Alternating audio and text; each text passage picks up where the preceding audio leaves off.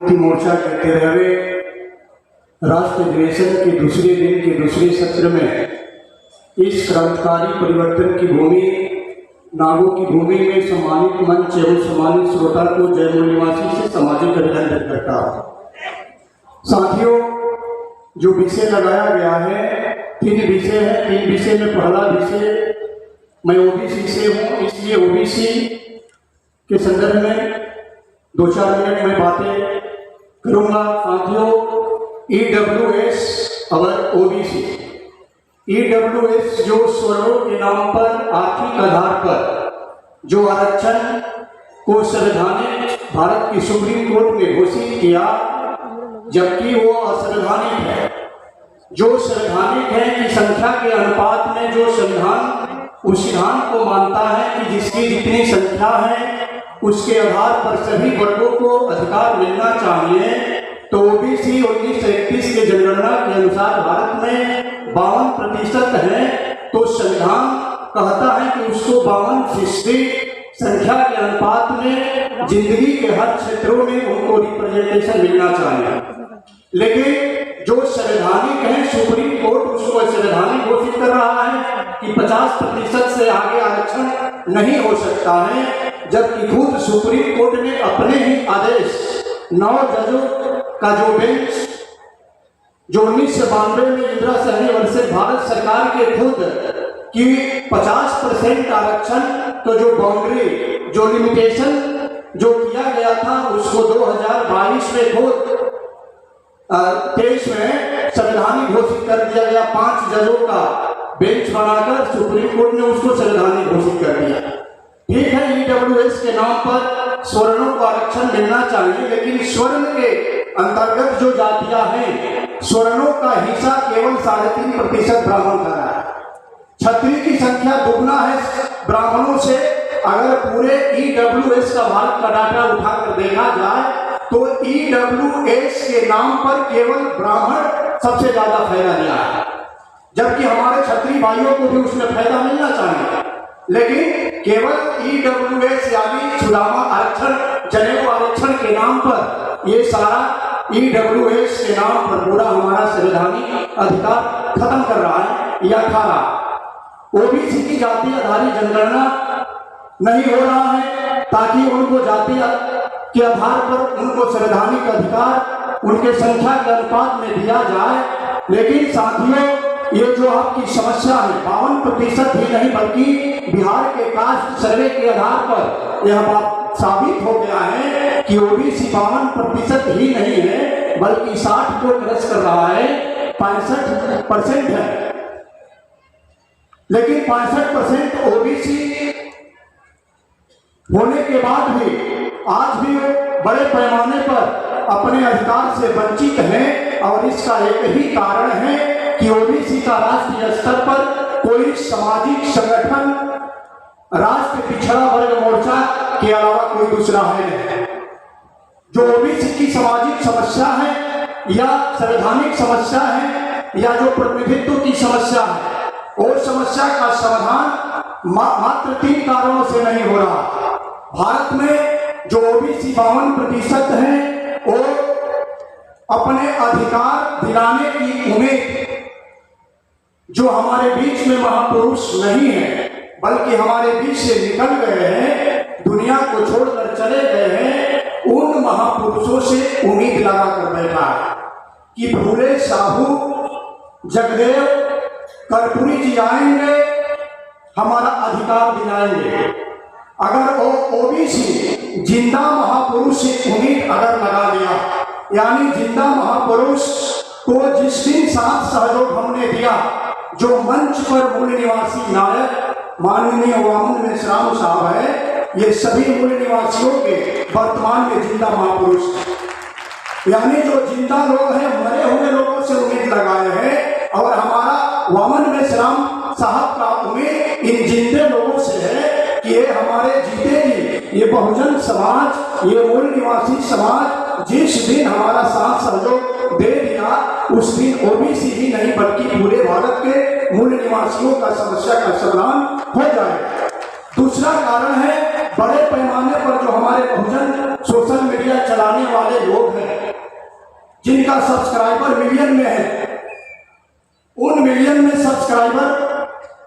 चलाने वाले जो सोशल मीडिया के जो हमारे लोग हैं, वो सबसे ज्यादा बहुजन समाज को कंफ्यूज किया। सोशल मीडिया जितना जागृत किया है, उससे कई गुना सोशल मीडिया के लोग हमारे समाज को कंफ्यूज किया है, गुमराह किया है। यानी सोशल मीडिया की वजह से हमारा बहुजन समाज यह तय नहीं कर पा रहा है कि हमारा असली जो नायक है, जो हमारे आजादी का आंदोलन, लड़ाई, संघर्ष कौन कर रहा है, ये सबसे बड़ा सोशल मीडिया कंफ्यूज कर रहा है। जिसका जिला स्तर का संगठन नहीं है, जिसका राज्य स्तर का संगठन नहीं है, कोई उनके पास आंदोलन नहीं है, उस व्यक्ति के पास जाकर जो मिलियन में जो सब्सक्राइबर रखने वाले जो सोशल मीडिया के जो साथी हैं, उनके भी मुंह पर अपना माइक लगा कर कहते हैं कि पूरे भारत के युवाओं का आपसे ही उम्मीद है। अरे उनका कोई संगठन नहीं, भारत में कोई आंदोलन नहीं, उनके पास जाकर हमारे सोशल मीडिया के जो बहुजन समाज के सोशल मीडिया चलाने वाले लोग, ब्राह्मणवादी मीडिया की मैं बात नहीं कर रहा, वो तो हाइड कर रहा, लेकिन सोशल मीडिया जो हमारे समाज के लोग चला रहे हैं, जिनको लाख से ऊपर, मिलियन, 20 लाख, 30 लाख, 40 लाख, 50 लाख से ऊपर भी उनके सब्सक्राइबर है, टीआरपी व्यू बड़े पैमाने पर है, वो कभी भी जिस व्यक्ति को, जिस आंदोलन को, जिस संगठन को भारत का जो ब्राह्मणवादी मीडिया है हाइड कर रहा है, वो भी हाइड करने का काम कर रहे हैं, जबकि उनको हाईलाइट करने का काम करना चाहिए। साथियों, ये कारण है वामन मेश्राम साहब का जो ब्राह्मणवादी मीडिया है या हमारे समाज का मीडिया है, वो उनका जुबान फिसल जाता है। मैंने एक बार पिछले राष्ट्रीय अधिवेशन 39वां लखनऊ में नेशनल दस्तक के शंभू कुमार से मैंने सवाल किया, बहुत पहले से देखता रहा, लेकिन मैंने एक समीक्षा किया कि ये नेशनल दस्तक के जो शंभू कुमार की है, ये क्या कर रहे हैं कि वामन मेश्राम साहब के पास आते हैं तो पूछते हैं कि मेश्राम साहब, नीतीश कुमार जी, तेजस्वी के बारे में, मायावती के बारे में आपका क्या ख्याल है? लेकिन मायावती के पास, तेजस्वी के बाद या अन्य नेताओं के पास जब वही नेशनल दस्तक के शंभू कुमार जाते हैं तो एक बार भी नहीं पूछते हैं कि आपको वामन मेश्राम के बारे में क्या ख्याल है, कभी नहीं पूछते हैं।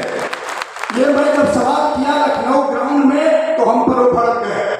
अरे मैंने कम से कम दूसरे नेताओं के पास भी तो पूछिए कि वामन मेश्राम के बारे में आपका क्या ख्याल है, क्या नजरिया है। वो व्यक्ति कम से कम वामन मेश्राम के बारे में भला बुरा कहेगा, बहुजन समाज के लोग ढूंढ लेगा कि हमारी असली लड़ाई कौन लड़ रहा है। ये दूसरा कारण है। तीसरा कारण है, बड़े पैमाने पर भारत में ये देखने को मिल रहा है कि जो जातीय चेतना पैदा किया जा रहा है और जातीय चेतना पैदा करके उस जाति के एक व्यक्ति को हाईलाइट किया जा रहा है सभी मीडिया के द्वारा, चाहे वो ब्राह्मण बनिया मीडिया हो, चाहे बहुजन समाज के जो मीडिया जो उनके प्रभाव में चल रहा है, जिनके घंटों में लाखों से ऊपर व्यूज बढ़ जाता है, और हमारा वामन मेश्राम या कोई भी हमारे संगठन के जो मीडिया चलाने वाले हमारे प्रभाव क्षेत्र में है, उनका 10-10 दिन 20 दिन के बाद भी 2000, 4000, 5000 भी नहीं जाता है। तो ऐसे जाति के एक व्यक्ति को पकड़ो, हाईलाइट करो और अंत में उसका इस्तेमाल करो, यानी समझौता का प्रस्ताव भेजो, ऐसा देश में चल रहा है। इसलिए साथियों, ऐसे 3 चीजों से हमको सावधान रहना है। अपने नेताओं का मतलब कि जो असली आपकी लड़ाई लड़ रहा है वो दूसरा भारत में कोई लड़ाई नहीं लड़ रहा है, यह बात तय कर लीजिए। ये बात निर्धारित है कि हमारा असली मसीहा, जिंदा महापुरुष, यानी जिनका जय जयकार नहीं करना है, बल्कि उनके पीछे उनके केवल आदेश पर, उनके अपील पर केवल हमको अमल करने के लिए पीछे लग जाना है। केवल जय जयकार करने से जय जयकार होने वाला नहीं है। जय जयकार तब होगा मरे हुए महापुरुषों का, तब हम जिंदा महापुरुष का साथ सहयोग करेंगे, तब जाकर उनका जय जयकार होगा। नहीं तो वामन मेश्राम साहब भी हमारे बीच से निकल जाएंगे, और कल वामन मेश्राम साहब का फोटो लगाओगे घरों में, अगरबत्तियां दिखाओगे, उससे जय जयकार नहीं होगा, मेश्राम साहब का मिशन पूरा नहीं होगा, आपके समस्या का समाधान नहीं होगा। इसलिए अपने नकली नेताओं को पहचानो, क्योंकि सैकड़ों हजारों नकली नेता वामन मेश्राम साहब के इर्द गिर्द घूम रहे हैं और हम पहचानने में कंफ्यूज हैं कि हमारा असली वास्तविक नेता कौन है। वास्तविक नेता आपका वास्तव में लीडरशिप लीडिंग करने वाला, नेतृत्व करने वाला वामन मेश्राम साहब ही है और इनका साथ सहयोग हम लोग करेंगे बड़े पैमाने पर और अपनी आज़ादी और अपनी समस्या का समाधान करेंगे। ऐसा आशा और विश्वास के साथ आपने मेरी बात ध्यानपूर्वक सुना। आभार, धन्यवाद, जय हिंद।